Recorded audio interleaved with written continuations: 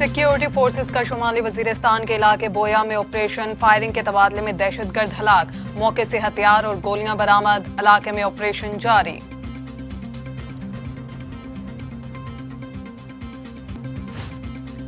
بلوچستان کے علاقے توبو گچک میں فوجی گاڑی بارودی سرنگ سے ٹکر گئی، پاک فوج کا کیپٹن کاشف مادر وطن پر قربان ہو گیا، دھماکے میں 2 جوان زخمی ہو گئے۔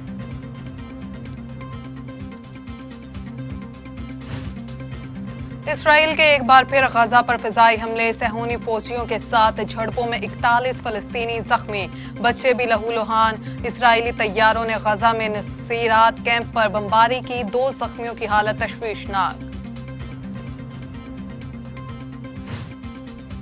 بابا گرو نانک کی برسی پر بھارتی سکھ یاتریوں کو گردوارہ کرتارپور آنے کی اجازت، مکمل ویکسین شدہ افراد کو پاکستان میں داخل ہونے کی اجازت ہوگی، کرونا ٹیسٹ کی مثبت رپورٹ آنے پر پاکستان داخل ہونے کی اجازت نہیں دی جائے گی۔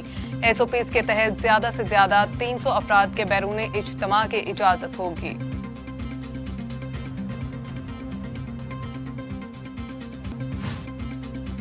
پاکستان میں کرونا پھر زور پکڑنے لگا، اموات میں اضافہ، موذی وائرس مزید 75 زندگیاں نگل گیا، اموات 24,923 ہو گئیں، مزید 3,842 افراد میں وائرس کی تشخیص، 11,23,812 افراد کرونا میں مبتلا، 10,09,555 صحت یاب، 90,000 مریض زیر علاج۔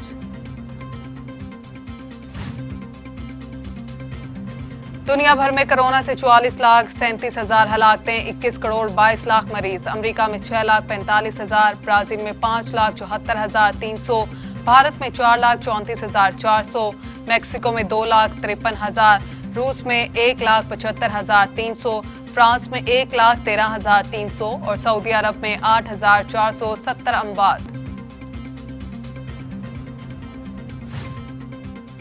گریٹر اقبال پارک لاہور میں تعینات پی ایچ اے کے 3 افسران بھی فارغ، پولیس کا 100 افراد کی گرفتاری کا دعویٰ، مزید 60 افراد کی تصاویر شناخت کے لیے نادرا کو بھیجتی ہیں، عائشہ اکرم کے ساتھ ریمبو کا بھی میڈیکل کروا لیا گیا۔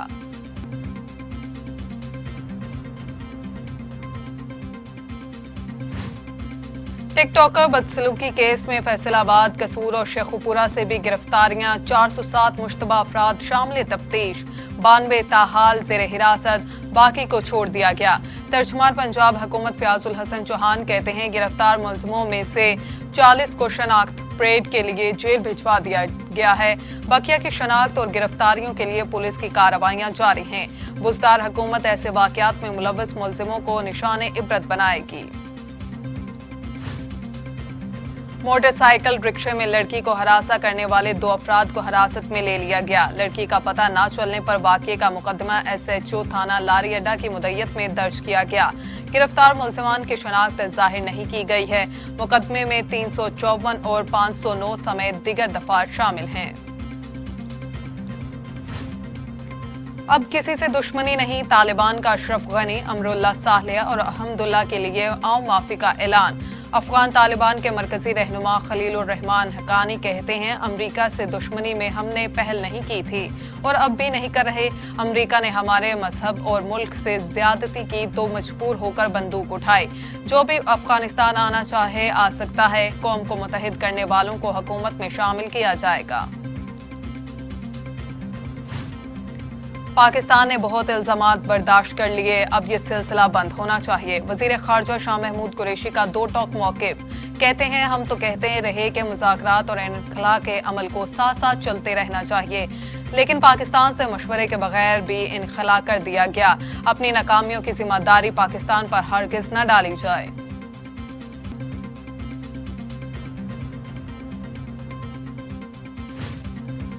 امریکہ میں تعینات پاکستانی سفیر اسد مجید کہتے ہیں افغانستان کے مسئلے کا کوئی فوجی حل نہیں ہے، طالبان عالمی برادری کی بات سن رہے ہیں، بہتری کی امید رکھنی چاہیے، افغانستان میں عدم استحکام کے خطے اور دنیا پر خطرناک نتائج ہوں گے۔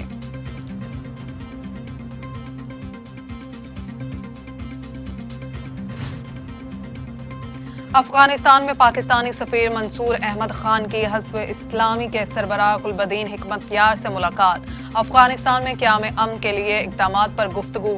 منصور احمد خان نے کہا پاکستان افغانستان میں امن کے قیام کے لیے ہر ممکن تعاون فراہم کرے گا۔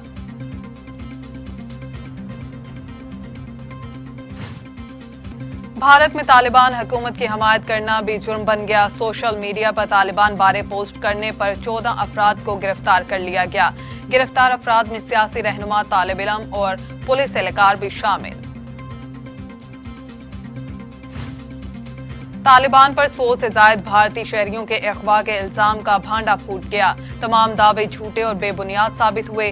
طالبان ترجمان احمد اللہ واسق نے کسی شہری کے بھی اغوا کی تردید کرتے ہوئے بھارتی میڈیا کی رپورٹ مسترد کر دی۔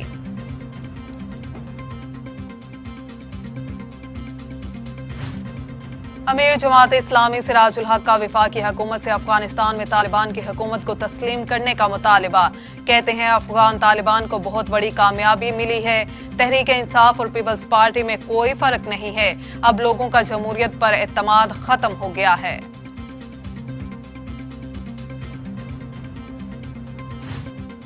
مسلم لیگ نون کے جنرل سیکرٹری احسن اقبال کا کہنا ہے کہ چیلنج کرتا ہوں عمران خان میرے خلاف کرپشن کا کوئی ایک ثبوت سامنے لائیں۔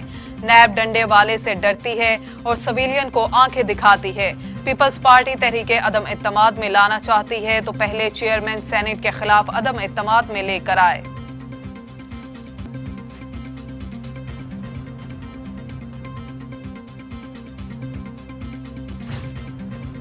بھارتی وزیر اعظم بین الاقوامی سطح پر بھی ناپسندیدہ، بھارت میں بھی غیر مقبول ہونے لگے۔ نریندر مودی کی عوامی مقبولیت ایک سال میں 66 سے 24% پر آ گئی۔ بھارتی میڈیا کے سروے کے نتائج میں مودی کی مقبولیت میں تنزلی ہوئی۔